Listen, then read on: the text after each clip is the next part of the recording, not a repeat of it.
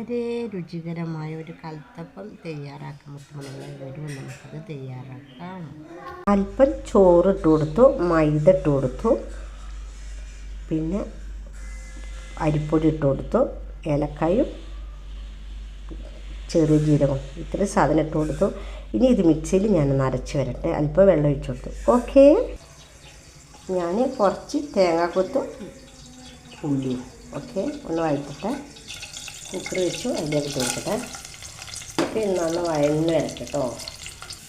മൂത്ത് വന്നിട്ടുണ്ട്. ഇനി ഞാൻ മാവിലേക്ക് ഒഴിച്ച് കൊടുക്കട്ടെ.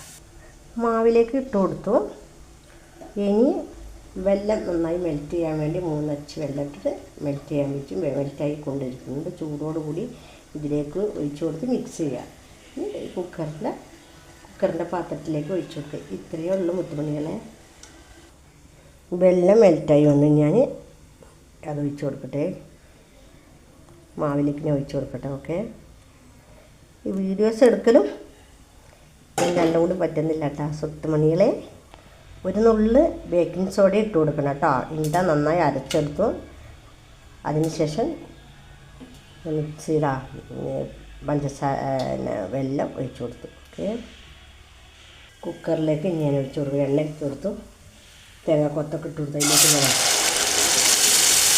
ഓക്കെ, ഇതിനായിട്ട് ഒഴിച്ച് കൊടുക്കുക. കുക്കർ അടച്ച് വെച്ച് ഇനി വെന്തിട്ട് വരട്ടെ. വളരെ ചെറിയ തീയിൽ വെച്ചിട്ടാണ് കുക്കറിൽ ഞാൻ മാവ് ഒഴിച്ച് കൊടുത്തത്. ഓക്കെ, നമുക്ക് വേണമെങ്കിൽ മാവ് ഒഴിച്ച് കൊടുത്തു. ഇനി കുക്കർ അടച്ച് വെക്കട്ടെ. ഓക്കെ.